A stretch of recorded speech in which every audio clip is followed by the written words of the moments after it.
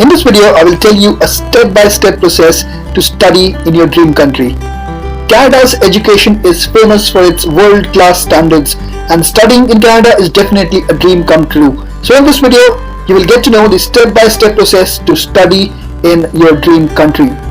As getting a Canadian PR is getting increasingly difficult, immigrating to Canada after getting a study permit is probably the easiest way to settle down here. So if you're interested, don't go anywhere. I'll be right back.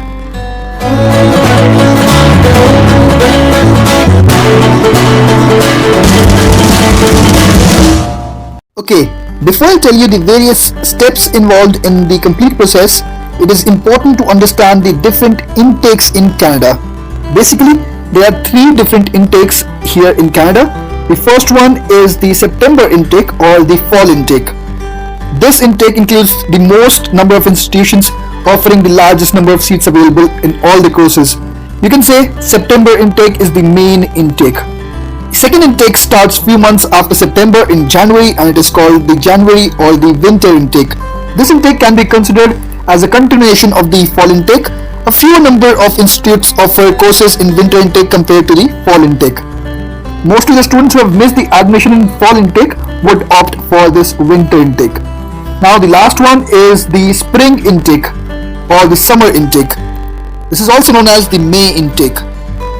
This is the least preferred intake of all the intakes here in Canada that are available.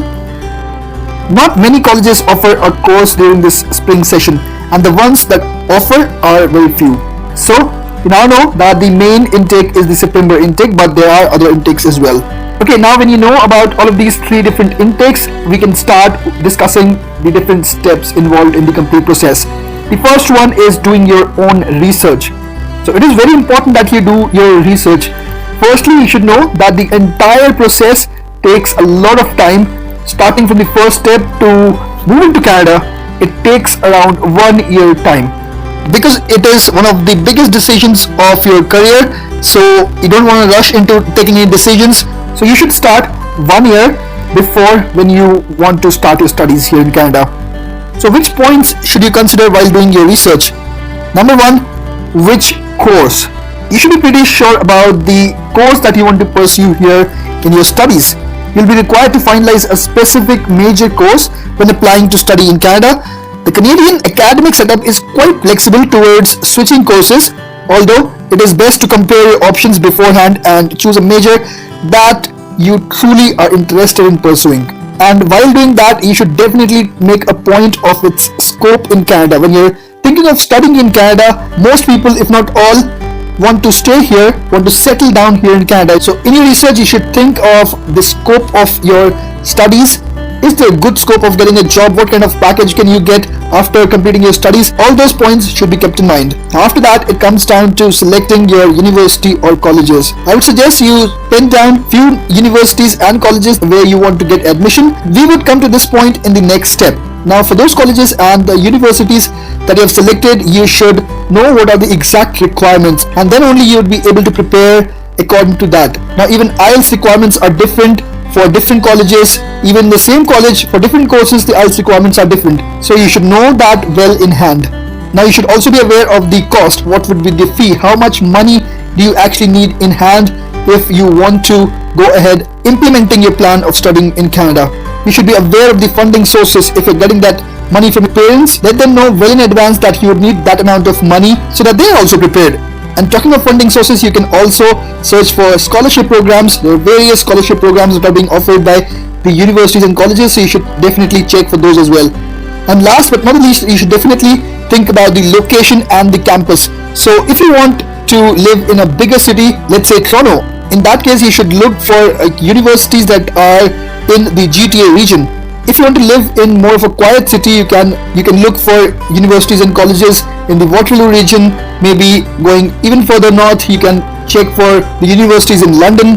And that I'm talking about just finding a college or a university while you are around the GTA region, the Greater Toronto area. So basically these are all the points that you should have in mind, that you should be pretty clear about in your research. Now let's talk about the second step. Okay, the next step is your language proficiency test. You must have heard about it, about the IELTS test. Not just IELTS, there are other tests as well. We'll talk about it. Now, while doing your research in the first step, you would get to know what are the exact requirements of the universities, of the colleges, and of the courses. It does differ from one college to the other and from one course in that same college to the other course. So basically the language test can be taken either for English or for French. For English, we do have options. The first option is the most popular one, is the IELTS test. You have to go for the IELTS Academic, not the IELTS General. Remember, IELTS Academic is for studying and IELTS General is for immigration purpose if you want to get the PR. Okay, now next is TOEFL, which is also very famous. The other one is Cambridge English Advanced Test. Out of these three tests, IELTS is the most common and the most popular one. Apart from English test, you can also go for French tests like TEF, TCF, DALF or DELF. Okay, now talking of the criteria, you would see that most of the colleges and the universities actually ask for minimum of 6 bands of IELTS with no band less than 5.5, a TOEFL score of around 80, and the general criteria is 6.5 in IELTS with no band less than 6.0. Similarly, 88 score in TOEFL. So you have 4 different bands: listening, reading, speaking and writing. So for the general criteria, in all those 4 you should not get less than 6. But as I told you, it does differ from one university to the other, from one college to the other. So you should definitely look for the exact requirement so that you have a goal clear in your mind that this is your requirement and this is what you have to get. If you could not achieve your goal in the first test, you can go for the other tests. There's no number limit, and the fees for IELTS Academics is around 13 to 14,000 rupees in India. If you want to go for IELTS, you can either go through IDP India or you can also go for British Council. However, if you're living in any other country, you can definitely check the organizations and the fees and the dates accordingly. Okay, moving on to the third step, which is getting your acceptance letter. There are only 4 steps, so every step is crucial, and this step is important as well, because in this step you will get that acceptance letter, which is the mandatory document for your study permit. Without an acceptance letter from any university or college, you cannot get the study permit. So this is the most important document, and hence I've mentioned it as a separate step here. Now the acceptance letter must be from a DLI college. So while you're researching for the colleges or universities, you must make sure that those colleges and universities are designated learning institutions. DLI stands for Designated Learning Institutions. If the college or the university is a designated learning institution, it will be mentioned very clearly on their website. Now the acceptance letter must state the program of study, including the start and the end dates. Now talking of applying to colleges or universities, I told in the first step that I will talk about it later, and so let's discuss it now. So how many colleges you should choose and how you should actually aim those colleges or universities. So you should not choose only one college and just think that you would get the acceptance letter from that college. Don't assume things. So to be on the safer side, select few colleges or universities. The first type should be from those dream colleges or universities where you actually dream to study, but getting admission in all the colleges and universities is not easy. So the second list or the plan B should be those colleges, and you know that the institution is really good. You would also get admission with your academic scores in that college pretty easily. So make a plan A and a plan B. And while doing your research in the step 1, you would see that there are specific requirements for each colleges. So you should have the list of documents. There would be a fee for it. There could be a fee of around $100 or $200. So you just can't go on applying to each and every college, because obviously there's a fee and you should be very serious about it. You just can't waste your money like that. So which all documents would be required? So there would be a complete application form. You could get that form from the website or maybe through an email. If you contact that college or the university, then you would need to have an essay or writing sample. Then you would need to have a statement of purpose, which is also very important. Obviously you need to include your language proficiency test report in that as well. You need to have a letter from the bank stating that the funds are available for study. You need to have an affidavit for financial support, maybe signed from your parents. You should have a transcript. Now this is very important. Please remember, getting a transcript is very important. So while doing research, because these are all parallel activities, you can actually plan of getting a transcript from your college. So these are all the required documents, and once you apply to those colleges, hopefully you could get the acceptance letter from any one of them. Then you can move on to the fourth step. Okay, now coming over to the last point, fourth point, study visa application. So of course you need to apply the study visa or the study permit to come to Canada.